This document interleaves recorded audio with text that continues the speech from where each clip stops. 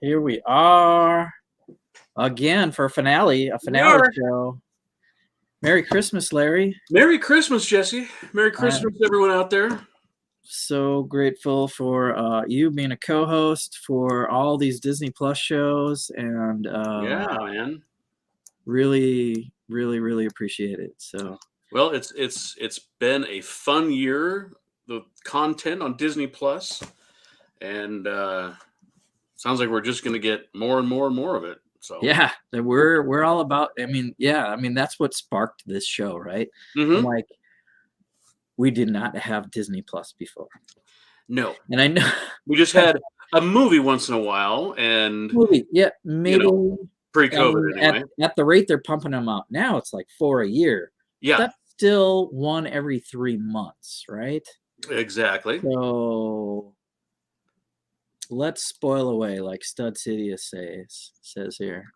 Stud, good to see you, my man. Yeah, Merry Sithmith. Merry Sithmas. My brother had that shirt. I can't say it right now.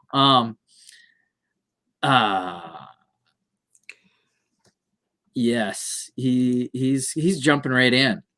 Saw the Kingpin dropped finally. Need to watch it after this.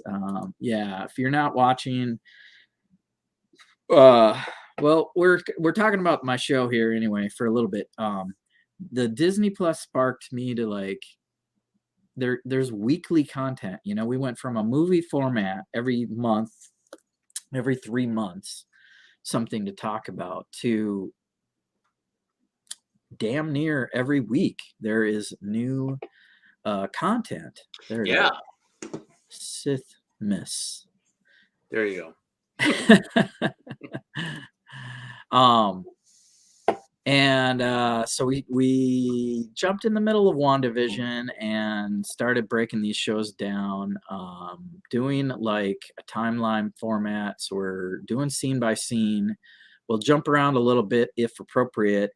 And today we get to talk about Hawkeye, the finale, and a lot of Netflix merging of the universes. Yes. We did not. I mean, they had Netflix. I guess how do you want to say it? They said it was canon, but they didn't really merge the characters. They didn't. They would. I think the best they did was to touch on the Battle of New York once or twice, but that was the extent of it. And you see, we had new characters coming out. New as in new to us, new to the I won't say MCU quite yet, but to the one canon universe that we're getting into. And there is a point in MCU timeline that is like that critical point, the snap, the blip, and it'll be interesting if they tell us more what characters might have been blipped from Netflix universe, and how, so let's start off with Kingpin. We've got a character that probably was not blipped and rose to power in that 5-year time frame. Sure. He was probably entering the void that was probably created by that, which is why, because obviously he was, the Ronin was the thorn in his side, and the Ronin was taking care of business while all of these criminal elements were taking advantage of the situation. So I think I think that's a very safe assumption. We can assume that the Kingpin was not blipped. Welcome, Willie. What's up, y'all? What's up, dude? What's up? Merry Christmas, my man. Thank you. I hope yours as well. We're doing pretty good over here.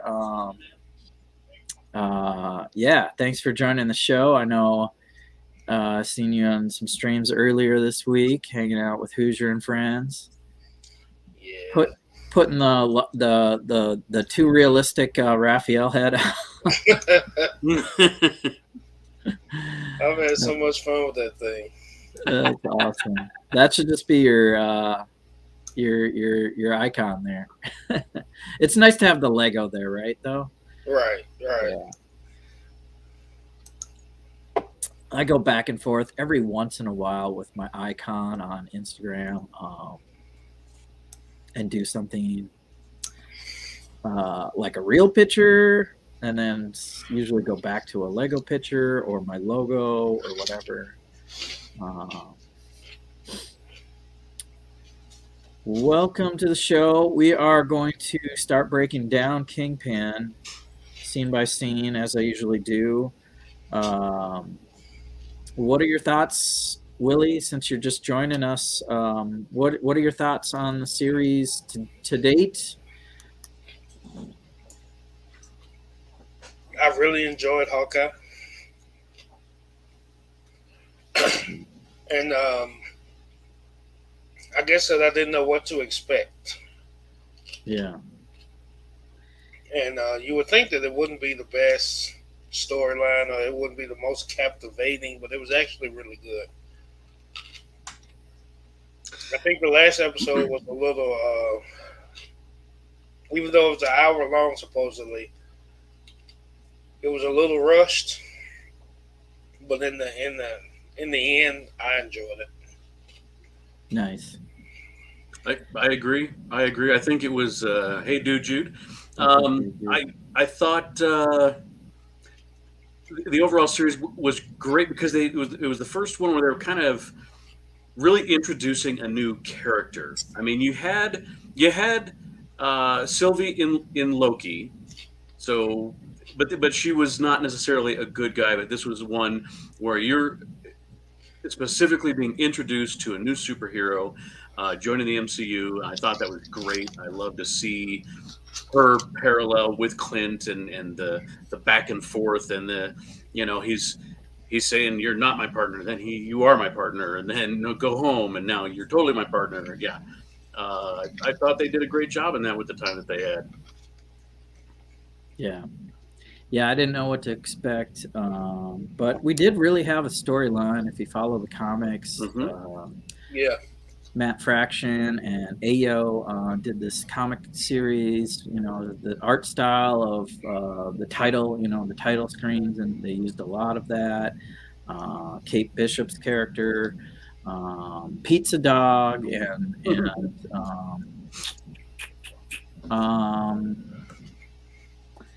we'll come back to other comic book crossovers, I guess, as we talk about the show.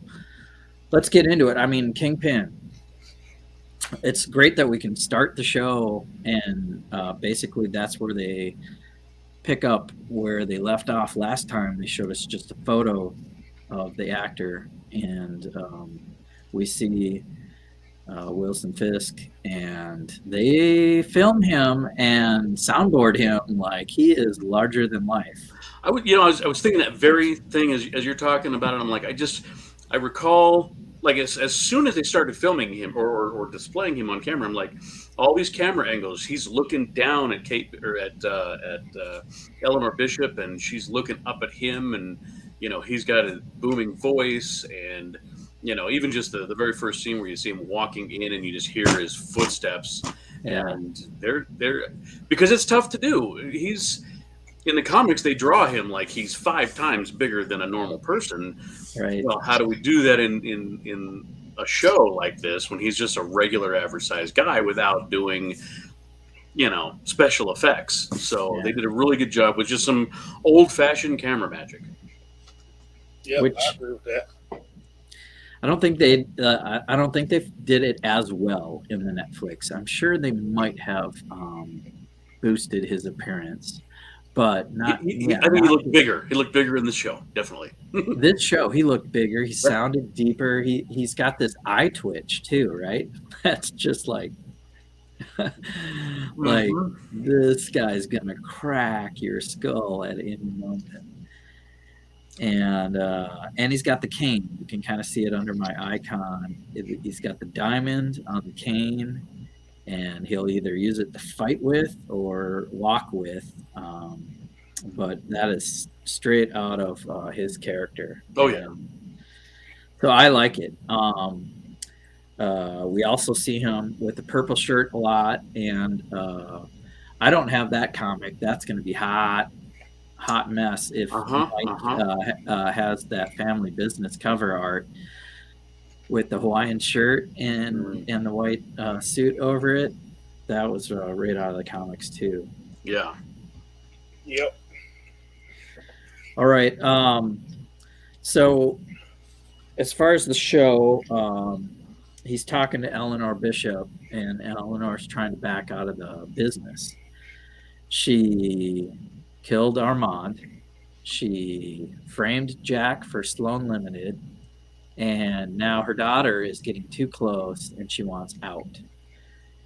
And I find that it took that level of threat to her family for her and nobody backs away from the Kingpin. So this is like a very tough decision for her to make. Do you think she made the right decision? Larry? Oh boy. Well, that scene to me really brought out the gangster in Kingpin, because he's like, you don't leave this world. You're in this world, you do not leave this world no matter what. I don't care what kind of insurance you have, you're making a mistake. And that's mafia right there for you. You're in the family, so to speak. You work for the mob. You never get out. You never get out. Like the Sopranos. He's like, you don't quit like you work at the department store. Right.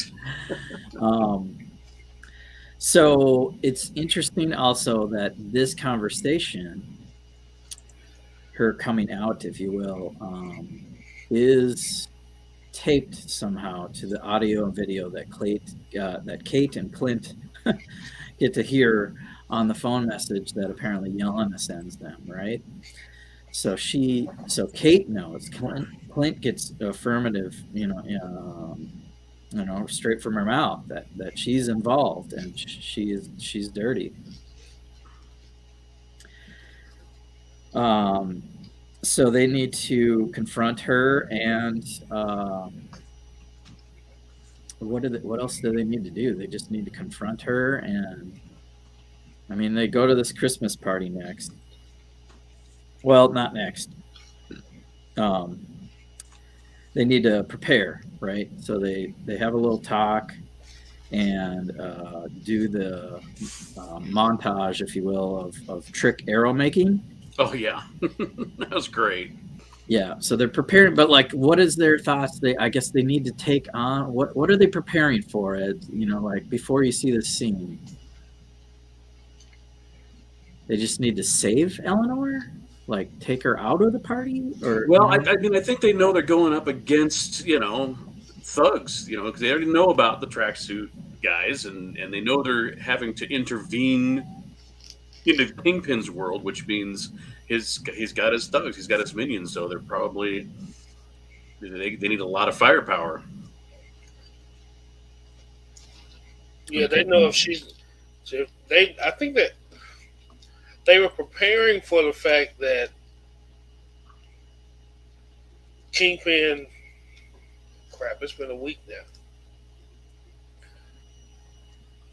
They were preparing for the fact that Kingpin was going to attack at this party. Yeah, I think maybe they understand it too, that like she's trying to back. First they know she's dirty, but then she's trying to back out, and that's just not going to work. And maybe she wants to save her mom, but it's something that needed to happen. A little divisive, I guess I'll say. They were going to go to this party and just be all decked out. So well, yeah, you've got to create a big setting for the finale. So we also have a breakaway of Maya. Maya is not looking Uncle Wilson, and Kazi's right there, number 2. And she's like, you know what? I've had a change of heart about chasing down this ghost, and wants a couple days off. So she is also walking away from Fisk, and immediately he doesn't do it to her face because they're family, I guess. But right away, Takazi's like, now she's turning on me. Yeah.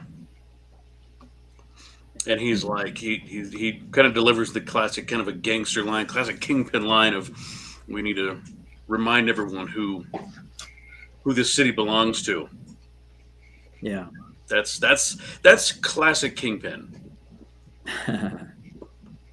And it's a callback to Daredevil, because in the show, Daredevil's, letting him know whose city it is. It's Daredevil City, not Kingpin City. So, yeah. He's got some ownership issues. Sidious knows like a bunch of people in the industry. All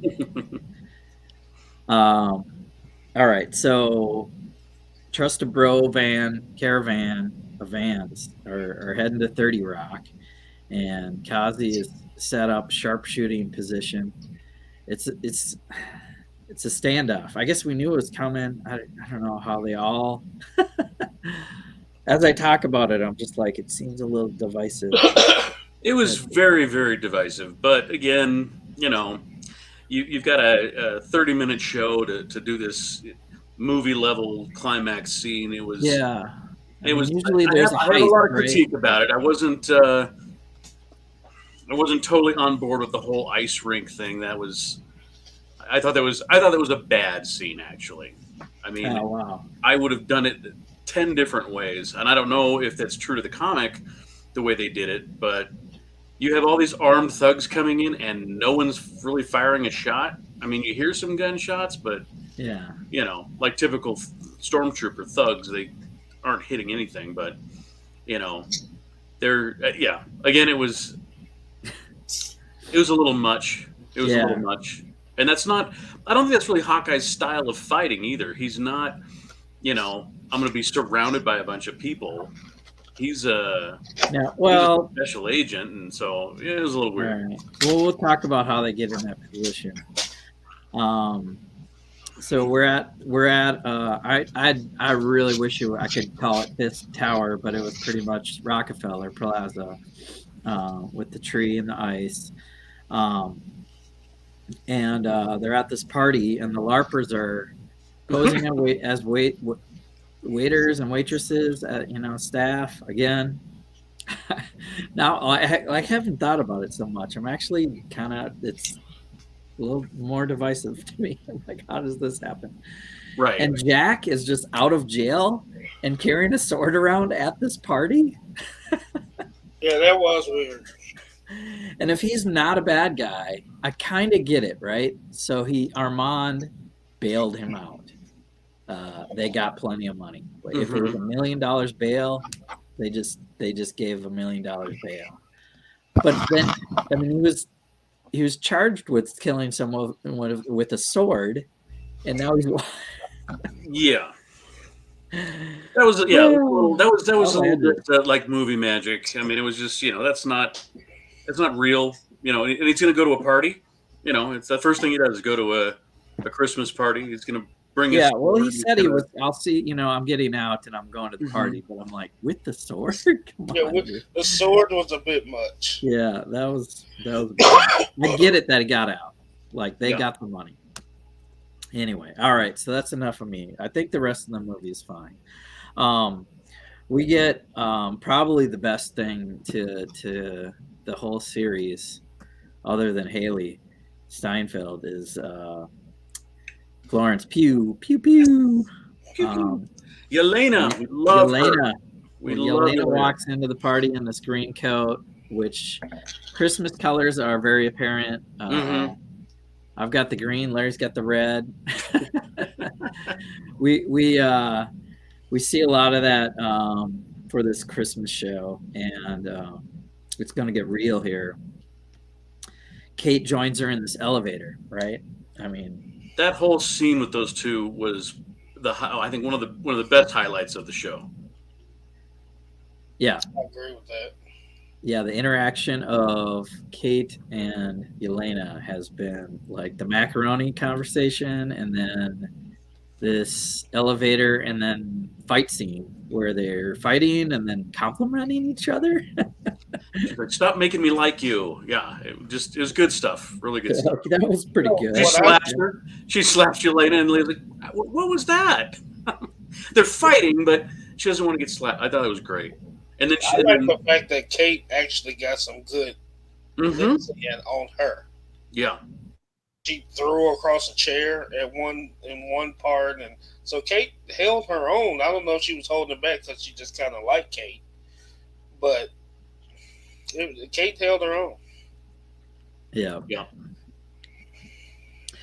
So I mean, she truly becomes a hero in this episode, much like Wanda is accepted into the Avenger role back in the Ultron show. Mm-hmm. We might talk more MCU after this. I want to rank some of the MCU movies if we have time. If you guys want to go into it later.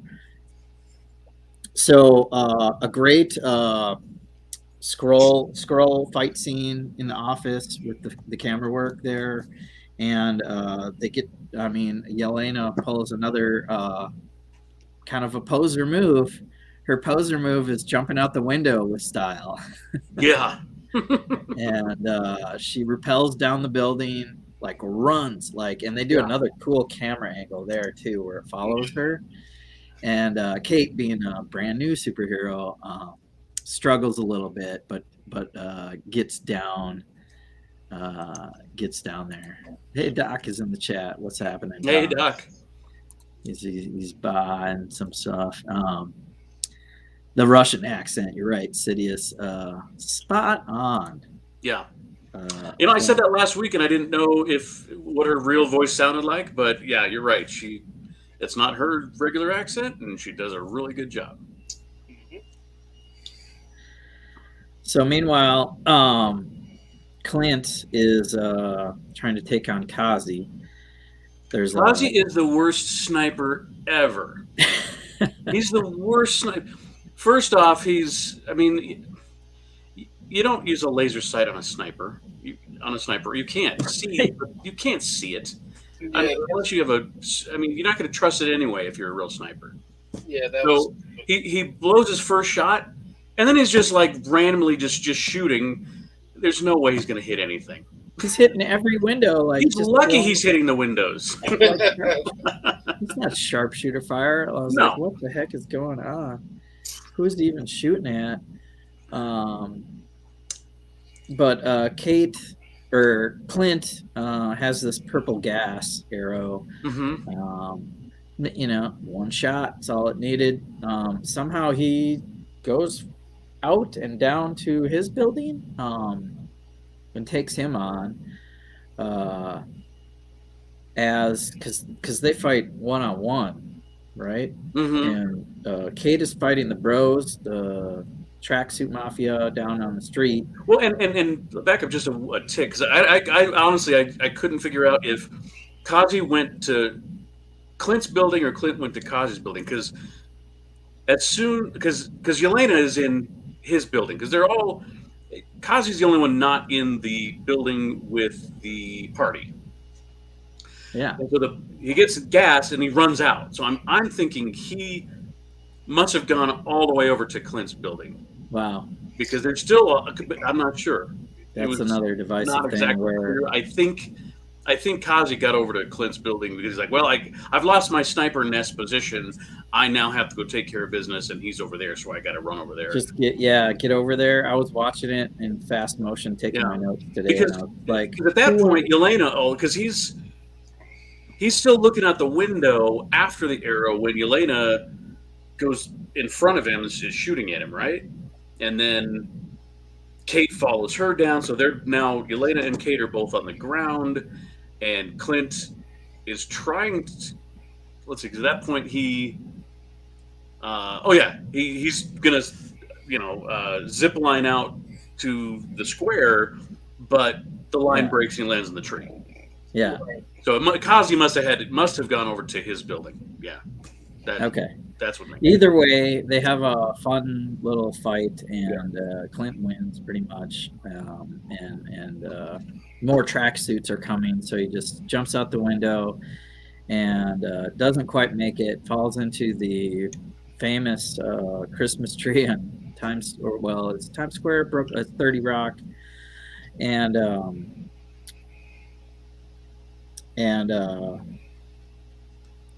we see the famous owl that I guess there was.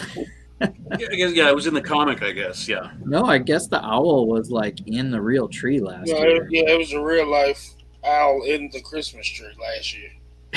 Oh, that's what it was, right? Yeah. Anyway, it makes for a good joke later. Kinda like I know we A watch. horrifying ending joke, yeah.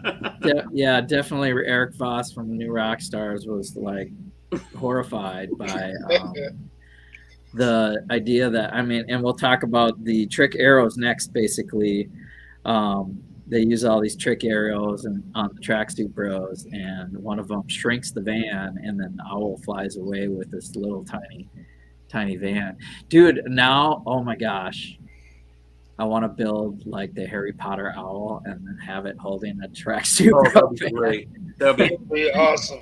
out of Lego. I'll expect that by next week, Jesse. Knowing Jesse, it'll be ready tonight. God, I have one of the owls, but I haven't built it. Anyway, man, yeah, I liked it. I didn't get grossed out by that. I need the Trust the Bro shirt. Trust the Bro. Trust the Bro truck in Lego. Yeah, that's a must. There are some stickers that I wish I could custom. I mean, it would be easy to custom make a few and have like Pimtech stickers and all kinds of stuff would be cool to add to Lego. All right, what other? So the one trick arrow before we talk about more was the acid arrow that Kate shoots into the tree that topples it down in half, right? So now they're fighting on the ice, which I get it. I mean, I don't think that's divisive because he's in the tree. I mean, he wanted to get out of the. I mean, they both jumped out the window. It's just kind of a thing they do, you know. He pulled it off when he was on the Battle of New York. So I like it because it's so scenic, right? Everyone has seen the Rockefeller Plaza and the ice. So what other trick arrows? There's several. So Willie, why don't we let you, I'm sure you can name off a couple of trick arrows maybe you saw. Yeah, you had the, I don't know, I never paid much attention to the actual arrows. Larry can help you out. Larry. Okay, so we had the great big airbag arrow. I thought that was actually a pretty good one. with the she shoots them at the stairs at their feet, and it inflates and they all go flying. Yeah. They had the I don't know what you call it, the nail shrapnel arrows. Those used twice where it flies open and all the nails spin out and they're getting all the guys. The second time it was used, it actually had like trank darts in it because they all get stuck and then they fall down, which is, just a great way to get all these guys with guns. That was the stupidest. It reminded me of Kill Bill and the Crazy 88 when they come into the restaurant and they're just swarming from everywhere.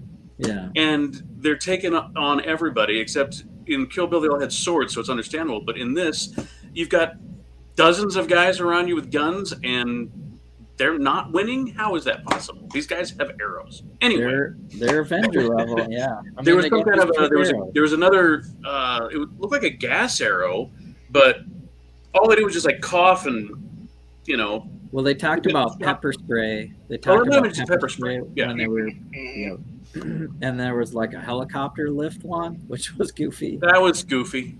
There was one goofy. that froze the guy's leg. That was interesting. Well, Freeze. and here, there were several guys that just got shot with arrows.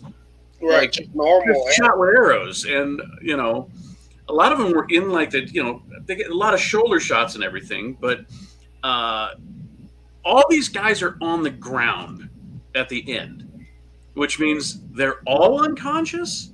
That doesn't happen. That doesn't happen in a 2-on-35 fight. They're either dead, which it's not really Disney, not very Plus superhero or MCU, and Yeah. but they can't all be just unconscious. So again, They could be lying there in pain, conscious. well, then there were a couple that were kind of writhing, but there was a couple where they're just flat on their back with an arrow sticking out, somewhere here. It's like you don't get knocked out by an arrow to the chest. You need to go to the hospital if you're not dead. So again, the one that was really cool but a little over the top was the electromagnetic arrow that he shoots into the flagpole that sucks all their guns up. Yeah. Until more guys with guns show up. So yeah, he's taking care of that problem, but it's still a little divisive. It was still cool though. I thought it was really cool. What else did we have? Well, yeah. So little divisive, I guess. Doc's chiming in, taking on a deadly assassin with witty banter. But Elena didn't want to hurt her, so it wasn't like the witty banter is like backing her off. Yeah, right? Otherwise they liked each other. At So any time, kill her. So anyway, let's get back to Elena, because when they take the tracksuit bros out and they're off the ice pretty much until Elena tackles Clint back onto the ice, and they have their one-on-one. And we see the Lego store in the background. Oh yeah, did you see the huge pick-a-brick wall? They had a huge circular pick-a-brick wall. It was great. Mm-hmm. Yeah, so we get a Lego. I mean, they're right there. That's the Times Square Lego store, for real, just by chance, in a great shot over Elena's shoulder, and they talk it out. It's another, like, I don't know that you talk her down from wanting to kill you. I wanted to hear something that made her believe that they were, Clint and Natasha were like best friends, and I didn't see it in the whistle. Did you guys think the whistle was enough, or more happened during that conversation? I think the whistle could have been enough, just for the fact that if that's a secret between them, and Natasha told him, that shows that Natasha trusted him, and they put him at a certain level to Natasha, to where she would say, "Oh, that Natasha must have loved him or liked him or thought enough of him to tell him this." So, I mean, it's an easy way, but I do think it will be enough. I'm with you, and that's pretty much what we predicted last week, Jesse, because we were talking about what's going to happen in this final episode, what answers we're going to get. We got our Kingpin, when we got some good, and when he was fighting Kate, I thought that was great. She was going, I don't want to say toe to toe, but she was getting up from his hits. I mean, that was impressive. Well, he was throwing her into stuffed animals and empty cardboard. It's true. He didn't throw her into a brick wall or nothing. Right. They're fighting inside FAO Schwartz. Yeah. So another toy company makes it to this Christmas episode. Yeah. So we got the Kingpin, and then we got, because we talked about the Clint and Elena showdown, because you knew it was coming, and we talked about that they were going to figure it out and basically walk away. And she wasn't going to kill him. They were going to come to an understanding, and we got that, and that was great. And I think they deleted some scenes, right? There are definitely some cuts from this episode that they didn't have time to properly do. And usually when stuff ends up on the cutting room floor by the editors for time, which is weird because it's a streaming show. Just make it 2 hours. What, like, who Why not? cares? Mm-hmm. 30 more minutes at least would have gave us a lot more time to flesh out some of the scenes. Right? Because we'll get to the Kingpin again, but and I'm just going to mention it briefly, and maybe it would have more meaning. But Maya takes on Kazi, so to me was rather superfluous. I mean, I think, because again, we asked last week, do we think we're going to even see Maya in this episode? Because she seemed to have walked away. Yeah. So she comes back in to let Kingpin know she's walking away, but then that kind of, it strings along that plot line just a little bit more with Kingpin. Well, now she's got to go, and ultimately we find out Kazi's sent to kill her. So again, that was a little. Yeah, and they never did Kazi. To me, it was like this extra plot line that they had to tie up that they already tied up or could have. No. Well, we're going to see more Maya and Echo, and I thought they'd done enough. Kazi didn't become the clown in this show, which I'm okay with. And and is he dead? Yeah, he got stabbed, right? He got an arrow in his belly, or wherever. But no, none of them are, and we'll have to talk about Kingpin in a moment. But let's not. Let's. I mean, well, we already kind of. We got to talk about Kingpin some more. It's so great how he rips the door off of Eleanor's car, and what a callback to his Netflix.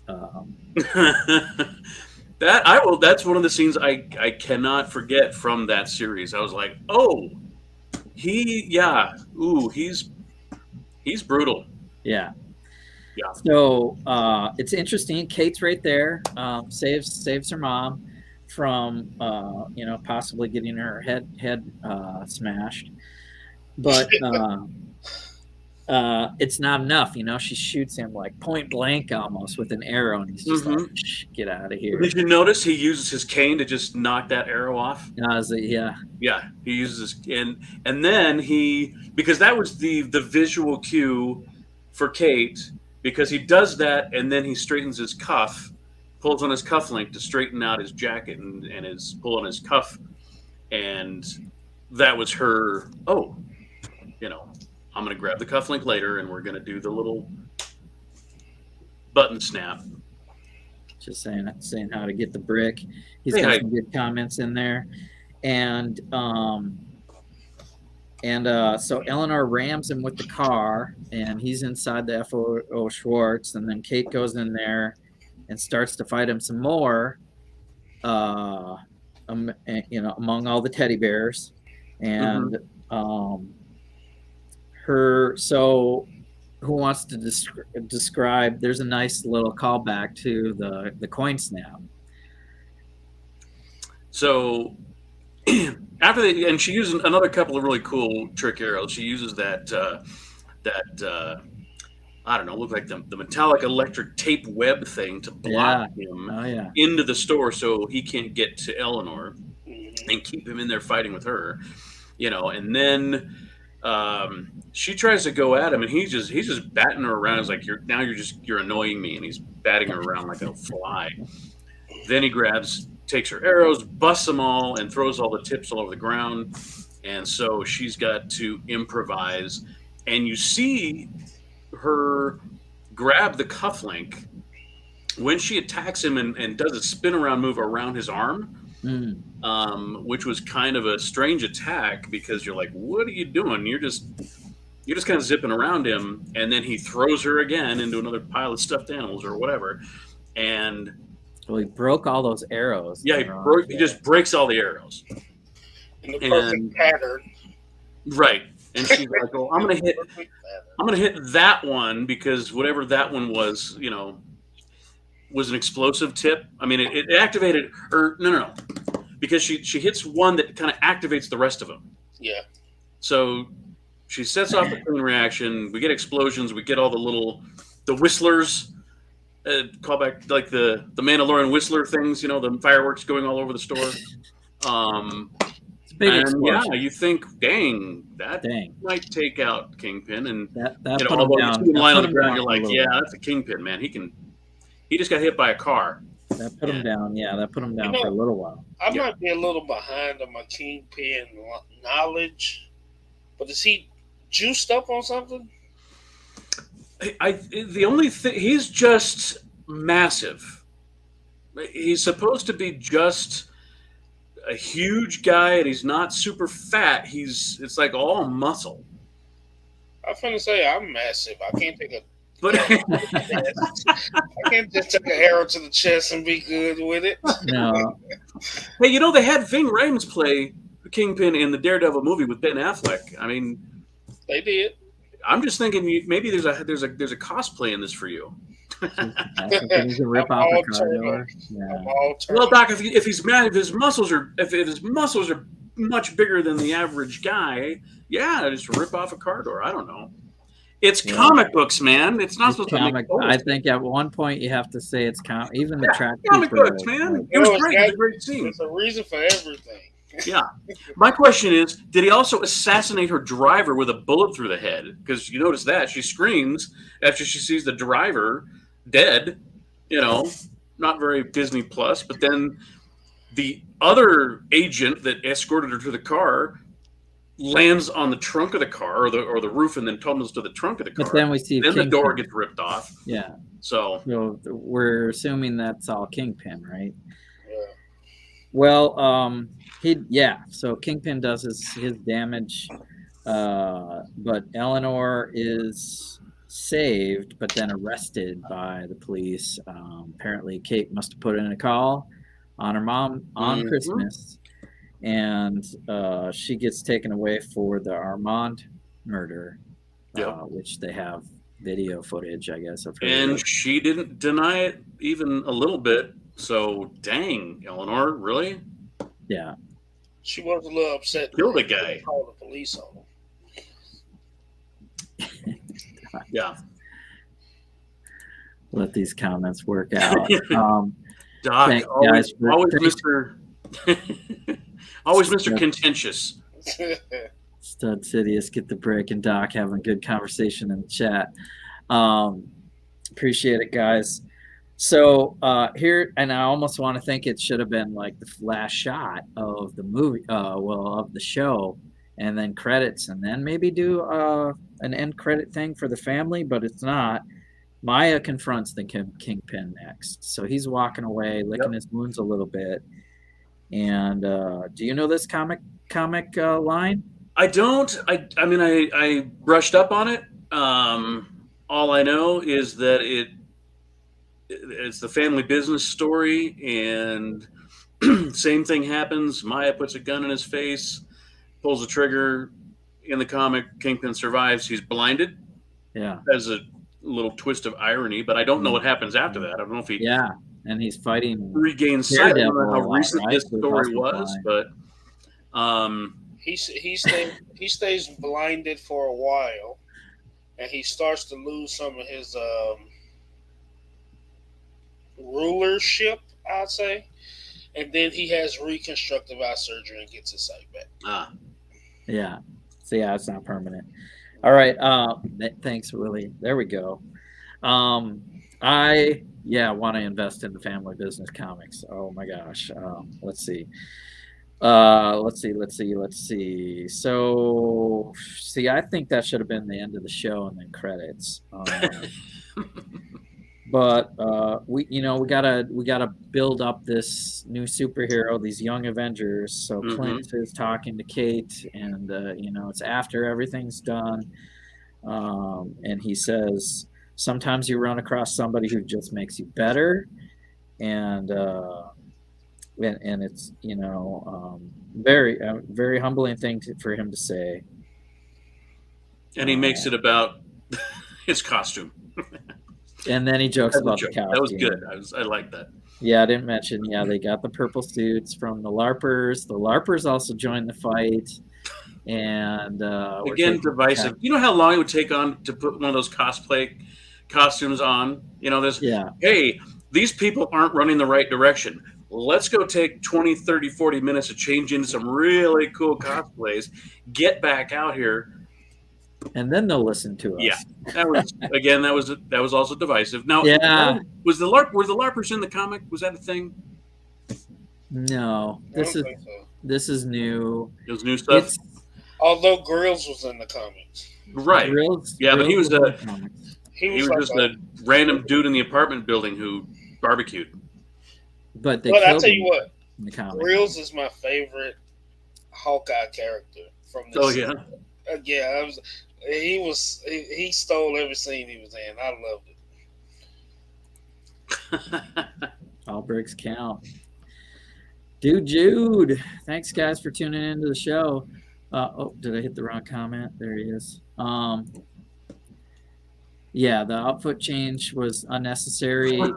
And really, like, I don't know, there's a few things that lead it. I mean, them getting the costumes and then Jack maybe becoming a LARPing swordsman is kind of joked at. So it works. Well, he does. I mean, so the swordsman in the comic does dress a little medieval-ish. Yeah. So a little Renaissance. So I'll buy that. I didn't see the Jack thing coming. I was like, where does he play? Whose pawn is he? No, he's actually just this weird guy. Yeah. He's just weird and a weird, innocent Zorro character. Yeah. For now, I mean, maybe they'll bring him in for a joke and a little side story later. And that's all right. I don't like the way they handled him either, because I understand they was using him kind of like a decoy in the first few episodes, but it's like overnight his character was so different. And of course, I liked him the second half of the series, but but they didn't show the transition from him being kind of evil to bumbling at the end. Like, how could he pull off the evilness? If they had to make him like stupid evil, then I could have got it. But it was like he was calculating, like he was trying to do stuff. That's why I wonder if they changed it. Yeah. You know, mid-production. Well, they pulled the rug under us on that one. We'll maybe see. I'm sure we'll see more of the swordsman in some sort of season. I don't know that there's going to be a season 2 Hawkeye. I guess they could do a Kate Bishop story without Clint, but let's talk about the Barton family farm scene. They get home for Christmas. So This Is Christmas is the name of the episode. He brings Kate and Pizza Dog, which they named Lucky. And we see the watch again. That's basically the important part of this conversation, and just a good, wholesome, wrap up of the show and the Christmas stuff. But Agent 19 is on the back. Yep. The Shield logo on the Rolex. I mean, we knew it was Shield or Stark. And I guess that's confirmation. What do you read into that? They don't really talk about it much. They don't, but if you look into the Agent 19 is Bobby Morris. Is it Bobby? Okay. So it's Mockingbird. We know Sharon was Agent 13. Sharon Carter. And I mean, we're calling Laura Barton by her married name, right? She could be Bobby. That could be her post-Shield alias. Yep. But if she is in fact Mockingbird, that really, so what do they do with the Agents of S.H.I.E.L.D. world universe? I mean, they don't talk about Agent Coulson coming Quake. back. Oh my gosh! In the MCU, Quake, and I mean, they were setting up Inhumans. Deathlock was on. I mean, Deathlock was a character in Agents of S.H.I.E.L.D. that, another MCU super hero-ish guy, and several others. Some Absorbing Man. He was in Agents of S.H.I.E.L.D. But these are all it's similar to the Netflix characters where it's like Coulson is saying, "Hey, I'm in the same universe as just coming out of the movie. I just came out of the Avengers movie, Yeah. but he didn't." So yeah, I'm kind of thinking along the same lines as Doc. It's an alternate timeline kind of a thing because Bobby Morse in that different woman, different set of circumstances. So What did they call it in Loki? The pruning the timelines. right, So they were in an alternate timeline that didn't get pruned. They're just alternate timelines out there, and yeah, they didn't get integrated at all. And the Inhumans show is like a whole other multiverse, I guess, that could have happened. sure. And they don't.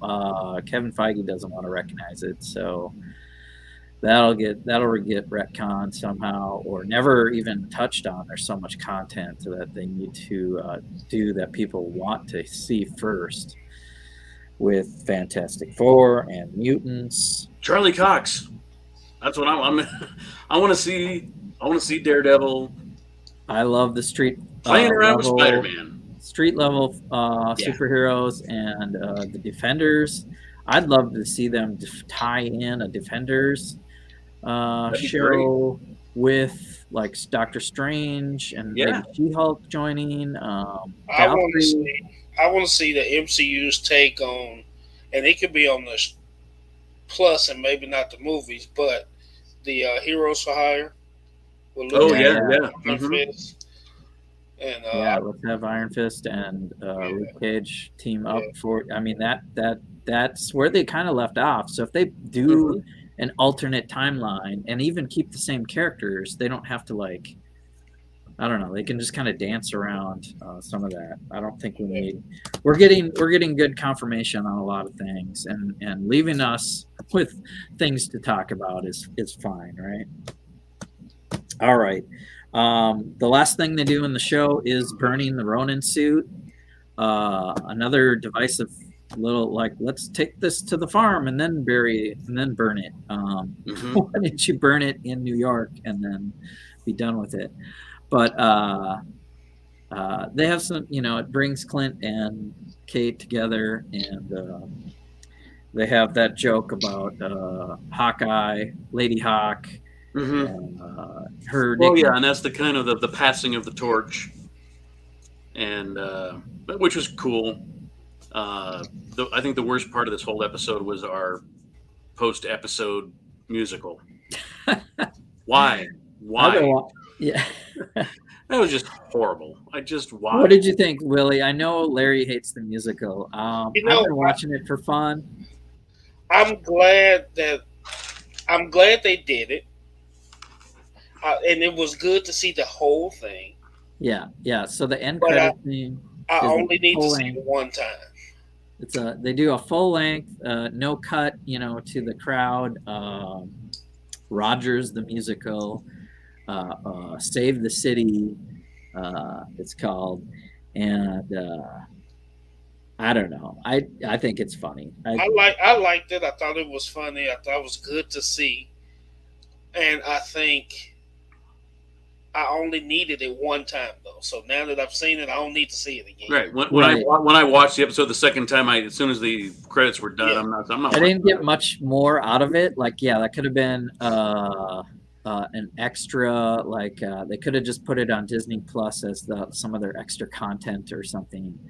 Right. So I think I would have much rather seen something, Kingpin in a hospital room with the bandages over his eyes, or a confirmation that he's not dead, or something else with maybe Daredevil, or well, I wanted them to just end it. I think the gun, and then they pan up and you hear the shot, but you don't see it. That's classic directing cliffhanger moment, right? So that was perfectly fine for me. And then I would have done that as the end of the movie, and then mid credits would have been the Barton family Christmas, but you guys are singing in the chat. There are some Easter eggs in there. I don't know. I think they're just making fun of themselves, putting Ant-Man in there that didn't, he didn't like. Wasn't there? He didn't belong in there. Later that Ant-Man was there, or something. I'm like, why would they add him in there? I guess to show that it's kind of wrong.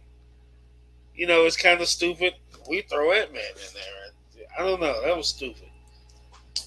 Or maybe even Tom Holland swinging by at the end. I don't know. Yeah. They would probably have to pay him too much money just to do a cameo for a Disney Plus show. Yeah. But then, they got Clint. I mean, they got all the main actors to do these shows, so, and they got more money than God, so that's nothing to do with it. I don't know. Overall, I would say I'd give this series a solid 7. Yeah. Definitely this episode. I don't know. Yeah, it wasn't. They're directing, the Did cutting. not knock my socks off. There were a couple things that I needed to see that I saw, and some other stuff that was, a lot of divisive stuff, and some just a little bit unbelievable stuff. No one slipped on the ice in Rockefeller Center. What is that about? Unless they were a thug getting hit by a trick arrow, but yeah, I can't buy that. Anyway. I'll give it a 7.5. I liked it. I'm not gonna front. I like the show. Yeah, I put the show up there. But this episode, I don't know. Do you think when they put the tree up and it was kind of snowing, ties up to No Way Home, the end when he was swinging?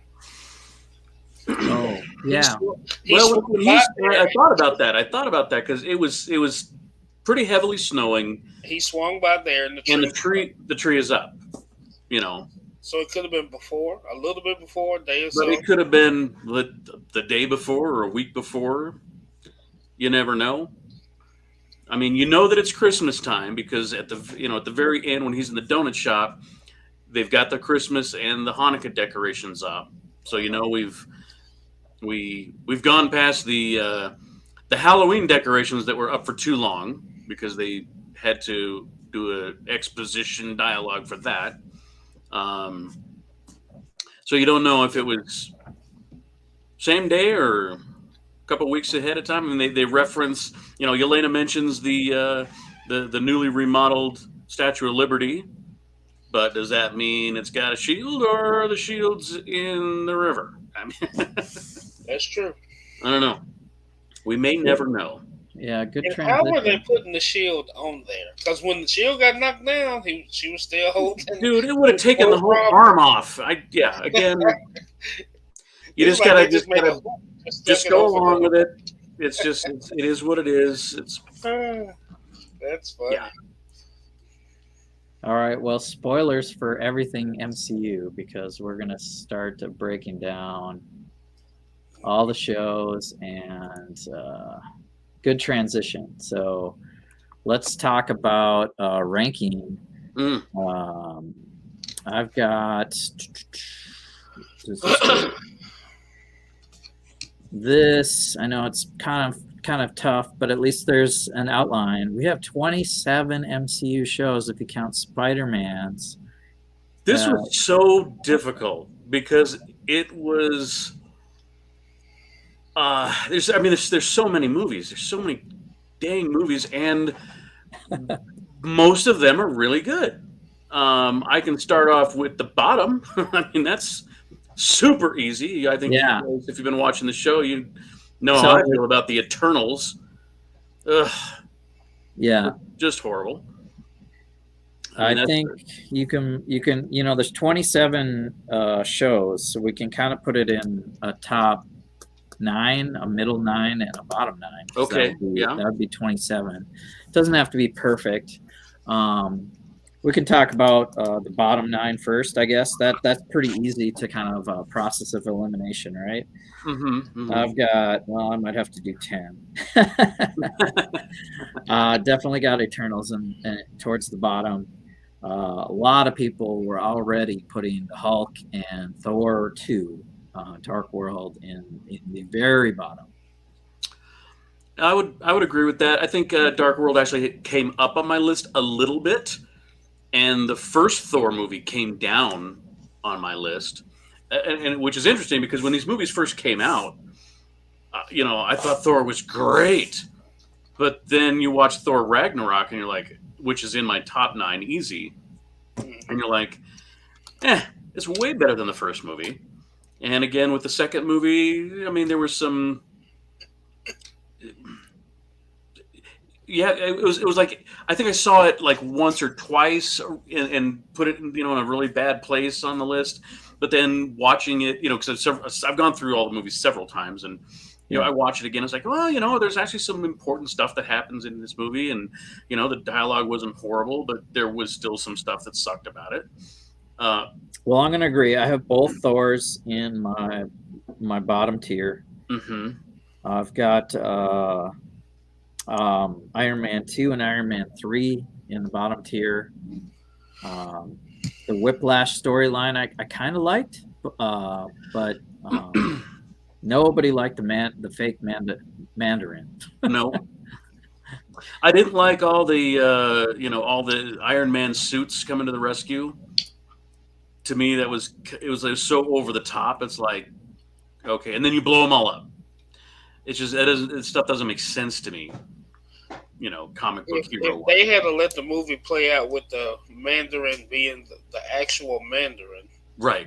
That movie would have instantly been a top 5. Mm-hmm. Yeah, I like that they put the 10 rings in there, and that helps Shang-Chi rise up in the list, being in the middle tier for me for Shang-Chi. It was a really great movie. Yeah. It's so separate, from all the other Avengers. I can't quite. There's too much goodness at the top, I think, for me anyway. Yeah. What? Anything else stand out for you guys in the bottom? Yes. For me, Captain Marvel and both Guardians.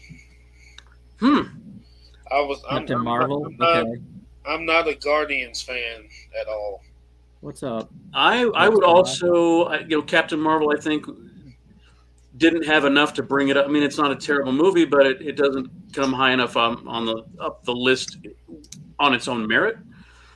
I'm a huge fan of the Guardians movies. I love the music and the comic feel to it. So yeah, we're gonna agree to disagree on that one, but I can see where you're coming from. I totally do because Captain Marvel, yeah. Where did I put that? Yeah, I've got Captain Marvel just barely in my bottom tier. I also put Black Widow at the bottom. It's so untimely. Yeah, I think Black Widow kind of got the shaft. So to speak. I think a lot of people say if it would have came out when it was supposed to be released, or even it was even then was kind of too late for. If Black Widow had been the first movie after of the first Avengers, you think you would have liked it more? Or if it had came out when it was supposed to in the time. Wow. Which movie? She left on.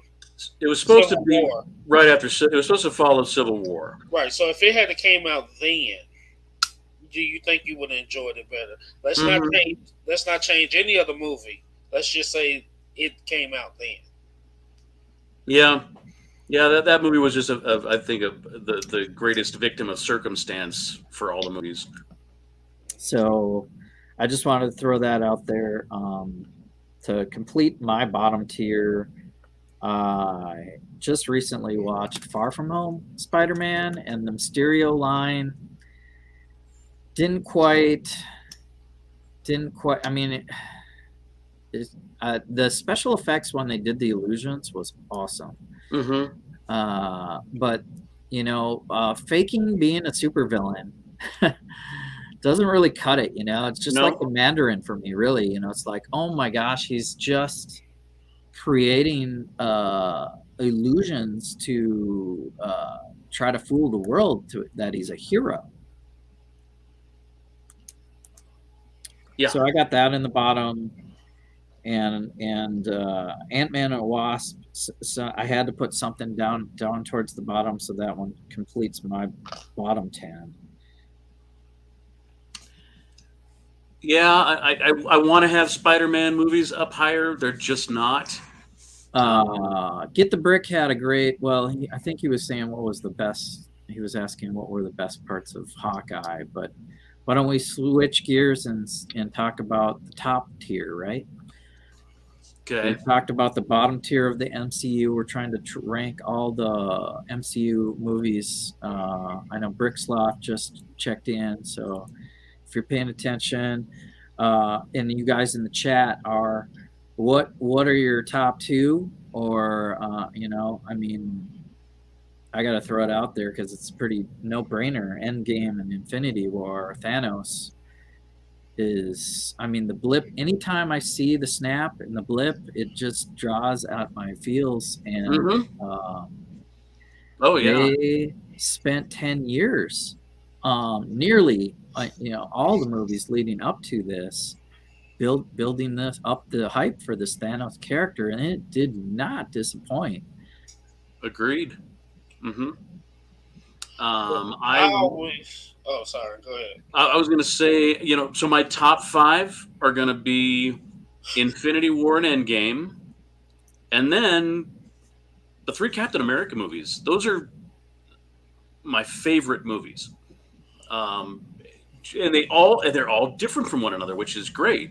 I love the first one because it wasn't super powered. I mean, yeah, he's juiced, but it's not like, Captain Marvel superpowers kind of level.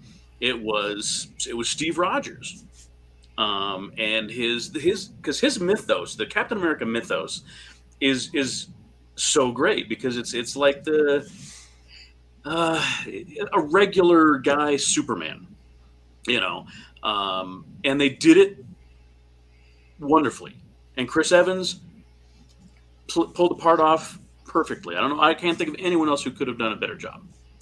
And like Winter Soldier was such a great different flavor of a movie. It had that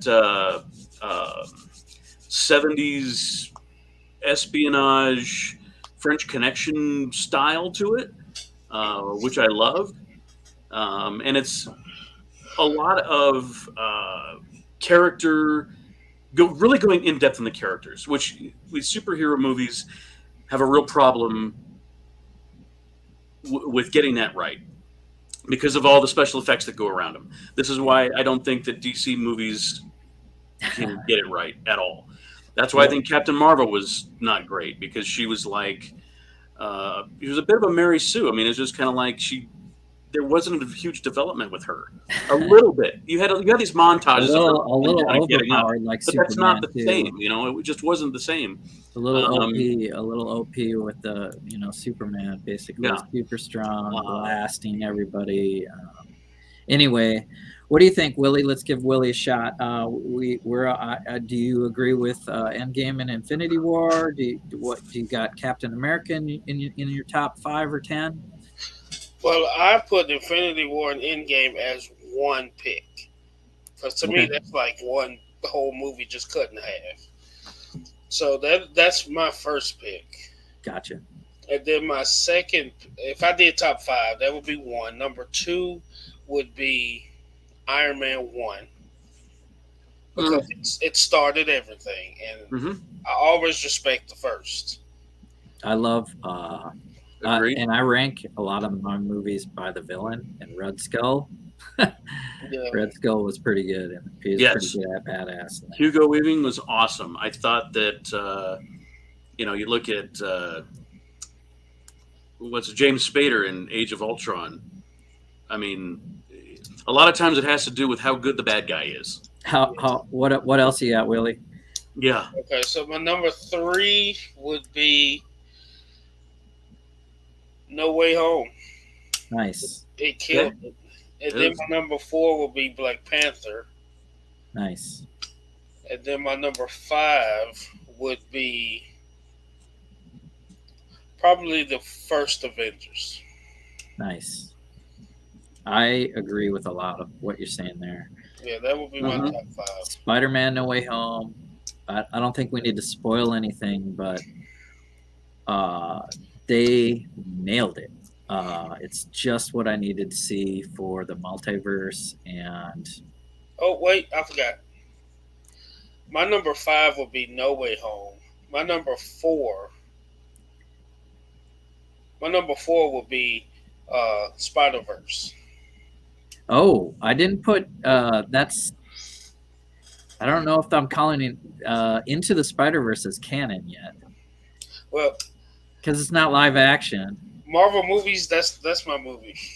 All right. That's on my list for sure. Yeah, I We've if I only had got to a whole put bunch of mutant movies that are going to fall into my bottom 9, even though I love X-Men. No, yeah, I'm not. Yeah, we can do an over. We would need a whole nother show to talk about all the other, and maybe we can in between shows. But if I had I had No Way Home in a top 5-ish, 6, depending on how you do the double Endgame Infinity War thing.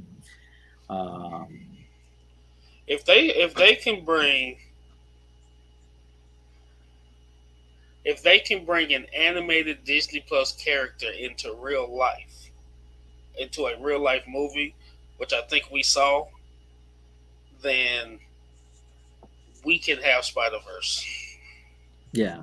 Well, I'm on board. Yeah. I mean, they did the 3 Spider-Man. They did Multiverse. It was glitchy, and we're not done. We're getting Multiverse of Madness. So we'll see how the MCU adapts that, and we'll see part 2. Or I can't believe Sony. Don't confuse us. It's what is it? Across the Spider-Verse Part 1 is going to be Spider-Verse 2. Anyway, I can't wait to see more of the animated Miles Morales.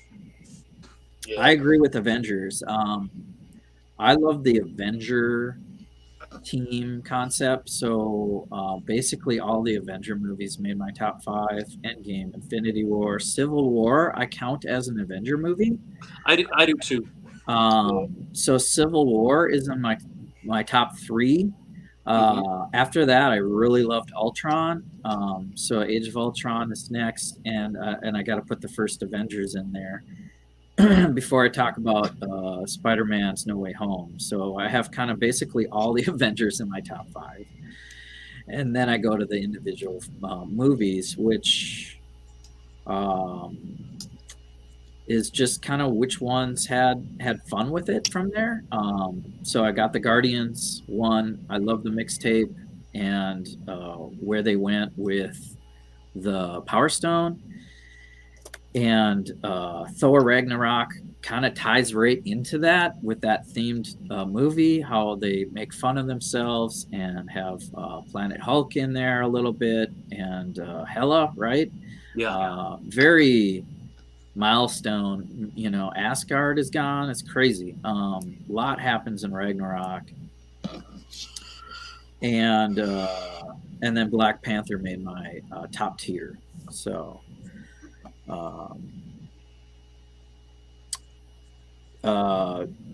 Larry, you gave us top 5. I mean, let's just let dance around it and give what do you call it?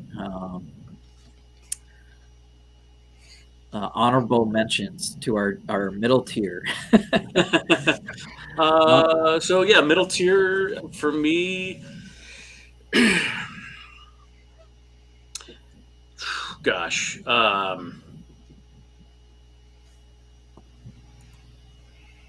Well, yeah, like Not like talking this, about Star Wars now. the first two Spider-Man movies are Oh, probably there in the yeah. middle. Um, Yeah, the other two Spider-Mans are in the middle there. you know, I like Doctor Strange, but it just didn't make the top shelf.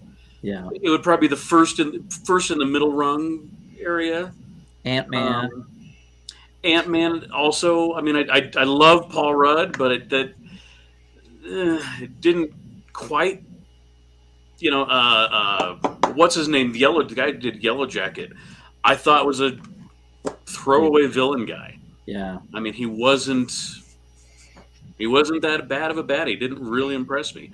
Um, you know, I think we mentioned Hulk, but that's actually my bottom. I would say. Hulk's towards the bottom. I think the Only first because Iron Man, that one was a movie that came at the wrong time. you got to give honorable mention to the very first one, Iron Man 1. I think the Ironmonger storyline was decent, and you know, him developing that suit is critical. I mean, they took a mid-tier Avenger. Iron Man was not Right? number one in like kids' pajamas until this, like, you know, first phase Very of true. Marvel movies. All the toys now, it's like Iron Man is the next, you know, Batman or whatever. It's crazy how they boosted his popularity with the MCU. I So agree with that. I have a question for you guys.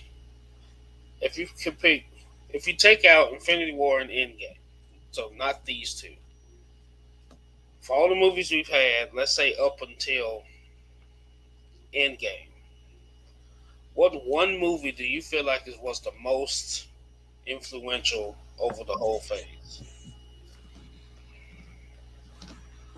That's easy for me. It's Civil War. It brought Spider-Man. It did a classic crossover comic book line.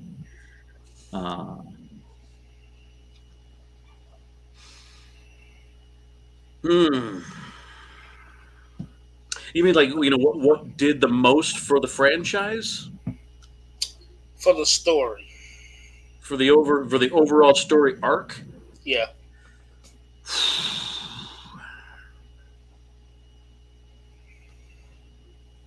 Probably the first Avengers. The first Avengers. Mm-hmm. Yeah, See, the Battle of New York. Battle of That New was York. pretty critical. Yeah.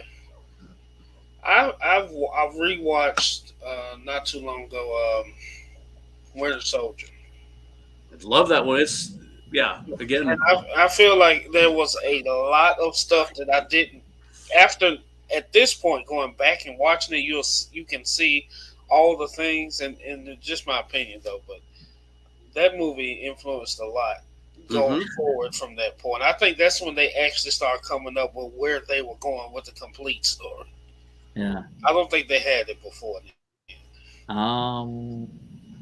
But I can see this because everything goes back to that battle. Even like on Hawkeye, everything went back to that battle. Mm-hmm.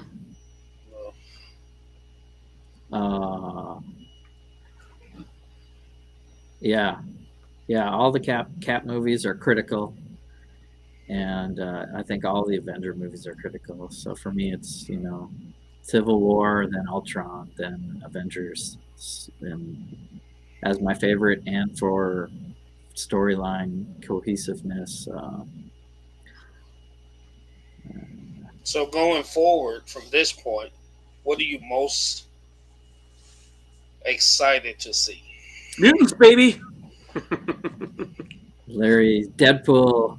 So yeah, we haven't counted Deadpool. I mean, they bought Deadpool later, right? We almost should put Deadpool 1 and 2 into. I guess until we see them do a Disney Deadpool, we don't go back and put Deadpool in there. But that was definitely another good character, good movie. I'm more excited for them to branch off of Avengers and do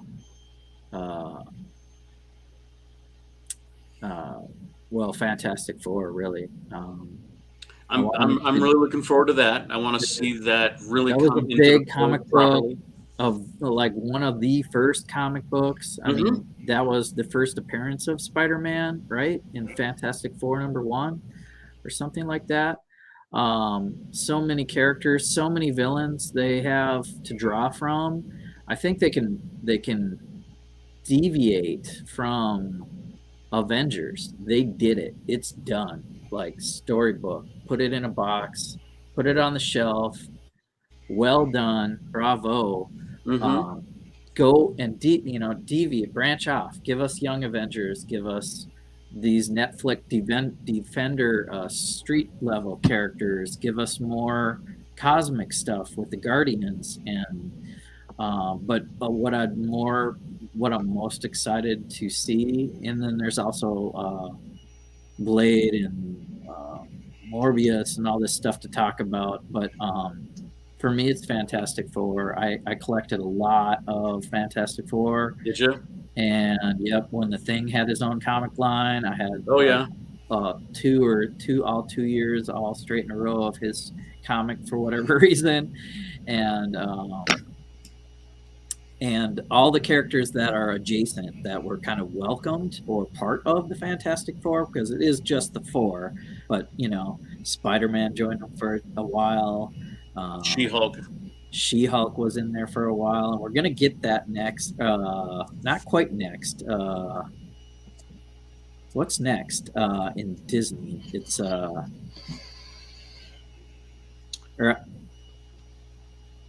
Well, we got Multiverse of Madness. We've got the Quantum Mania. So you got we got the multiverse thing. I think She-Hulk is next. Oh no, Moon Knight. Moon Knight's going to be next. That's right, Moon Knight. We're going to see Moon Knight and then She-Hulk.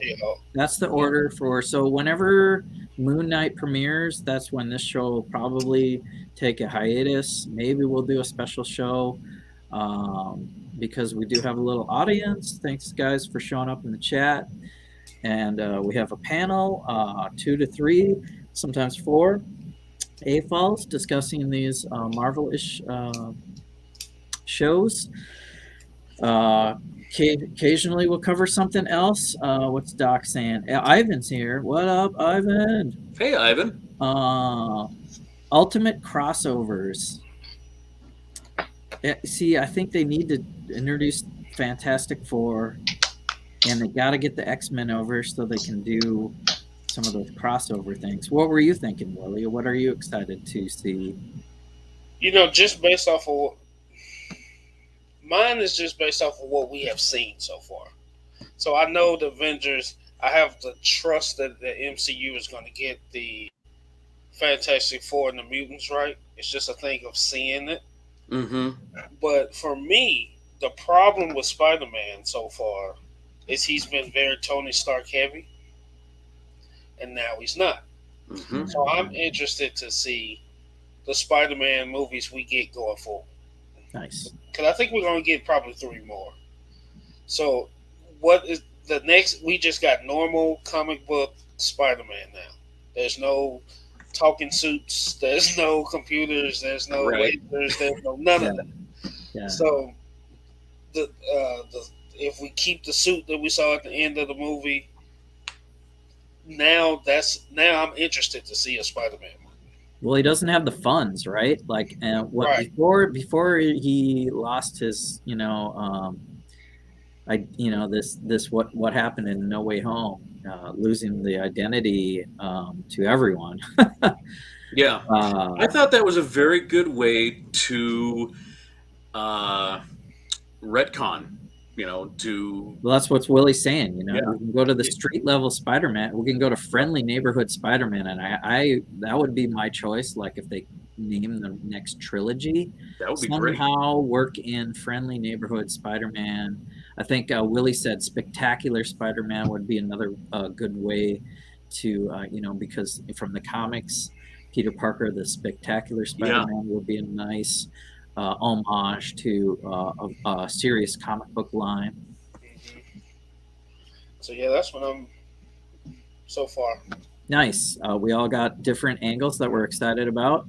Larry needs the mutants. I need the Fantastic Four and Doctor Doom, and Spidey. Yeah, I mean he's oh my gosh, so many things they could do with Spidey now, and the Bugle, and then just retell it. As he it is introduced to these newer characters and or young Avengers. Yep. It's exciting to be a Marvel fan, that's for sure. No doubts about it. What else you guys want to say? What's happening? Oh, just end of 2021, man. Yeah, Happy New Year, Merry Christmas. Happy Life Day. Happy Life Day. Are we gonna be Happy doing New Boba Day. Fett? Boba Fett. So if it's good enough, and it probably will be, maybe we could do the spoiler show for Book of Boba Fett. Because that comes out Wednesday? Wednesday. Yeah, it comes out Wednesday.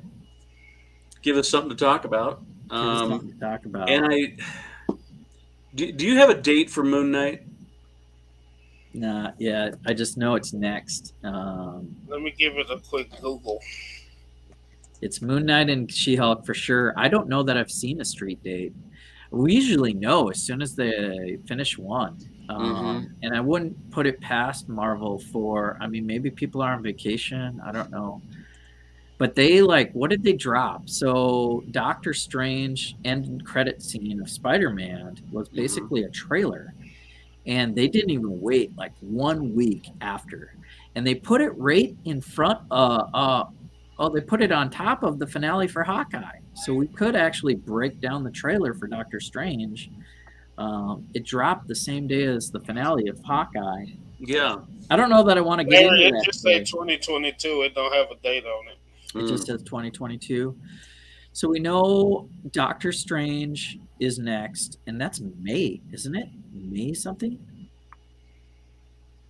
For the movies? Something is coming in February or March. Well, we got we'll figure it out. Maybe we'll do a show whenever it drops. I don't need to announce it down here. It's all up in the air of things these days. We got because Morbius is also coming soon. We'll get Morbius. That's definitely the next movie, I believe. That trailer is out. That date should be out. I just know we're done. And Boba Fett's next, right? So we just kind of switch gears to Star Wars. So I bet you Moon Knight won't drop until Boba Fett's done. Yeah. That's what they would do. So maybe 6 weeks from now? Yeah, it says Doctor Strange is May 6th. That's a ways out. Okay. You know what I'm thinking? I'm thinking about the Batman. Oh, the Batman. Yeah. The Batman. I think that's coming out here pretty soon. That's actually March, I believe, because the Lego sets came out, and I remember Iceberg. We did a Batman build, and I'm like, yeah, I think I'm gonna wait on this Lego set. The movie doesn't come out for a few months, so I did obtain the Riddler set where the Batcave is on there. We got Thor July 8th. We also got I think by the end of next year, Guardians holiday specials and I Am Groot shows, and yeah, I thought we saw this holiday special we were supposed to see for these holidays. Apparently, it's going to be holidays 2022. Yeah. Either one of you catch the new Matrix movie? Oh yeah. You did? Very meta. Is it? Oh, you didn't watch it yet? Okay. Well, it's funny because I got this movie pass now. I was totally going to watch it on HBO Max, but I can go see it free in the theater, basically. Sure. Which is a great deal now. hopefully, you know, we'll have enough movies to go watch, but it's like $18 a month for unlimited movies. I saw Spider-Man 3 times. I saw it like so I saw it one day, 2 days later, and then 2 days later. Yeah. So, yeah. I was actually like the third time. I'm like, I just saw this twice. Kind of Wow. don't know what I'm going to see that's new, but saw Well, it in IMAX, saw it in 3D, saw it in regular. Wow. It's that good. I mean, it's that good, people. If you have not seen it at all, go see Spider-Man. Yes, Do absolutely. yourself a favor. Absolutely. It's amazing. And I don't know. That's a good show. We got 90 minutes in. I'll leave some of the talk in the back room or whatever else we might talk about. You might see a post from me saying we're going to spoil Boba Fett. Maybe we'll wait until a couple, 2-3 episodes at a time because it's just not the same for me. I don't know. I do know my Star Wars. I know my Star Wars, but I think I know my superheroes a little bit more, and I'll probably slip up on some of the lore. But if they go right into how he survived the Sarlacc pit, we probably got to talk about it. Definitely. All right. Jesse, I don't know Star Wars. I really don't even like Star Wars, but Mandalorian I liked. Mm-hmm. And so there's certain things about it I like. I think I don't like anything that ties into the Force, light side, dark side. I don't like that. Okay. But anything outside of that, I'm enjoying. That's cool because like the on top of Jedi lore, what makes Star Wars so cool is the in-world, like used world, like these. It's not this crisp, clean battleship flying around to fancy-looking planets and aliens. They've been there for like years and years, and it shows in the way they do battle damage. And there's so many things. So the only thing I know about Boba Fett is that they're not spoiling it. I think the trailer that's out now is episode 1 only. Oh, really? Episode 2, 3, whatever are going to be spoilery as far as what characters are added to the show. So we might see Grogu. We might see Luke. We might see... I don't know. We might see Obi-Wan. I don't know. We're gonna see. We're gonna see. There's so many characters that they could bring in, villain-wise too. It'd be great to see Cad Bane. They had a showdown, and I think that's how he got the dent in his helmet. Stuff like that. So and we could see. I mean.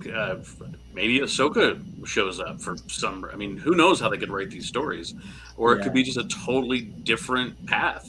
I'd love to see more of the other Mandalorians. Why am I blanking on? Bo-Katan. Bo-Katan. Yeah. I think they're saving all that for the Mandalorian because now the Mandalorian is without a Grogu, and so what's that going to be? I think hopefully it'll be more of the Mandalorian lore centric, but again, we'll have to see about that. Who knows what that? I mean, I don't even know into the release date for the next season of Mandalorian. I hope the Mandalorian is just not a Grogu show. I don't have to see Grogu anymore on Mandalorian. No, yeah. I'd like to see a full series of him without Grogu, doing something, finding himself. But we already gonna have Bad Batch, and it don't look like Omega's going anywhere. So that's our kid. So that's the only story we need to have with a kid. We don't need kids in every show. Right, Omega. Yeah. All right. Well. That's what's happening. It's all good in the neighborhood. You guys take care of yourselves. Thanks again for being on the panel. Appreciate that big time. And hey, thanks for everybody in the chat. We love your banter. Thank you, Doc and Ivan and Get the Brick and Stud Sidious and all you guys. And have a happy New Year. We will see you next year. And Jesse, Happy New thanks Year. for hosting every week. Absolutely. It's Jesse a lot. the man. It's a lot, but I've said it before and I'll say it again. It's like just therapy for us to talk it out with ourselves. But really, like Larry says, thanks to the chat, we have a little bit more banter and shade or whatever you want to call it coming in, and opinions. Welcome. If you want us to cover something in the future, what are we leaving out? Should we be talking more DC? Should we be talking Wheel of Time, or what else am I watching? Peacemaker? What's that?